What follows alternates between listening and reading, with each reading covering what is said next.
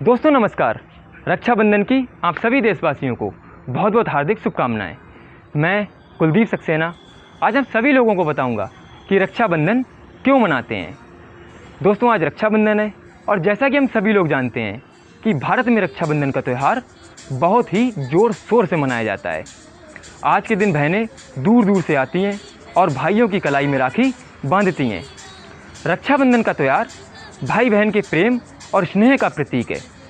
तो जिस भी बहन का कोई भाई नहीं है वो मुझे राखी बांध सकती है। मेरी कलाई हर उस बहन के लिए खाली है जिसका कोई भाई नहीं है। तो भारत की हर बहन के लिए इस भाई की तरफ से रक्षाबंधन की बहुत बहुत शुभकामनाएं। तो आइए जानते हैं कि रक्षाबंधन क्यों मनाते हैं। दोस्तों वैसे तो शास्त्रों में कई पौराणिक कथाएं हैं, लेकिन जो सबसे प्राचीन और सर्वोत्तम कथा है वो मैं आपको सुनाता हूँ।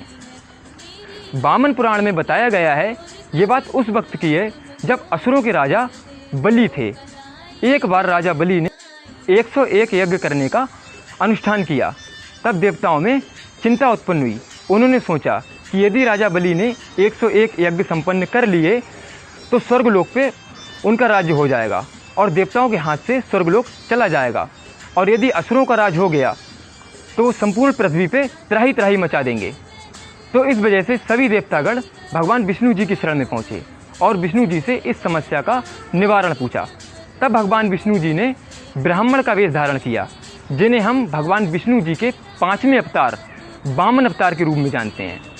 तो वामन वेश में जब भगवान विष्णु राजा बलि के सम्मुख आए तो राजा बलि ने उनका स्वागत किया। राजा बलि जाति से असुर थे लेकिन धर्मात्मा भी थे। वो प्रहलाद के पौत्र थे। अतः उन्होंने ब्राह्मण देवता से प्रार्थना की कि मैं आपकी क्या सेवा कर सकता हूँ। तब ब्राह्मण देवता ने उनसे 3 पग भूमि मांगी। राजा बलि ने वचन दे दिया। तब वामन देवता ने विराट रूप धारण कर लिया और पहले पग में पृथ्वी नापी, दूसरे पग में स्वर्गलोक नाप लिया और फिर बलि से कहा, बताओ मैं तीसरा पग कहाँ रखूँ। तब बलि हैरान हो गए। वो समझ गए कि ये कोई साधारण पुरुष नहीं है, ये शायद कोई और हैं। तब उनके पास कुछ नहीं बचा तो उन्होंने अपना सर झुका दिया और कहा, प्रभु मेरे पास कुछ नहीं है, अतः आप अपना तीसरा पग मेरे ऊपर रख दीजिए। इस पर भगवान विष्णु प्रसन्न हो गए और उन्होंने कहा कि मैं तुम्हारी सेवा से प्रसन्न हुआ, बताओ तुम्हें क्या चाहिए।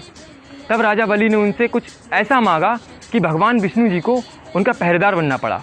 उन्होंने कहा कि मैं चाहता हूँ कि मैं जिधर भी देखूँ आप नजर आओ, आप मेरे हर तरफ रहो। अतः भगवान विष्णु जी को वैकुंठ धाम छोड़कर पाताल लोक में रहना पड़ा। इस वजह से देवताओं में चिंता उत्पन्न हुई। माता लक्ष्मी चिंतित रहने लगीं कि आखिर ऐसा क्या किया जाए कि श्री हरि वापस आ जाएं।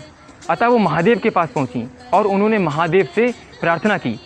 तो महादेव ने उन्हें बताया कि राजा बलि एक धर्मात्मा पुरुष हैं, यदि आप उन्हें किसी बंधन में बांध लो श्री हरि वापस आ जाएं। तो उन्होंने महादेव ने अपने नांग बासुकी जी को माता लक्ष्मी की सहायता के लिए साथ भेज दिया। बासुकी को साथ लेकर माता लक्ष्मी पाताल लोक पहुंची और एक नांग कन्या का रूप धारण कर लिया और बासुकी जी एक रक्षा सूत्र के रूप में बदल गए। रक्षा सूत्र लेकर माता लक्ष्मी राजा बलि के सम्मुख आईं और उनसे सहायता मांगी और उनकी कलाई पर बासुकी रूपी रक्षा सूत्र बांध दिया। तब राजा बलि ने प्रसन्न होकर उनसे कहा, बताओ मैं तुम्हारी क्या सहायता कर सकता हूँ। तब उन्होंने कहा कि मुझे श्री हरि चाहिए।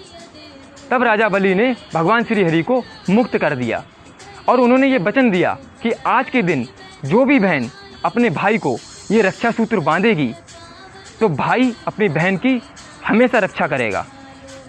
तो दोस्तों तभी से रक्षाबंधन मनाया जाता है। ये कथा वामन पुराण से ली गई है। अगर आपको वीडियो पसंद आई हो तो लाइक कीजिए, चैनल को सब्सक्राइब कीजिए और साथ ही बेल आइकन प्रेस कीजिए। धन्यवाद। जय श्री कृष्ण।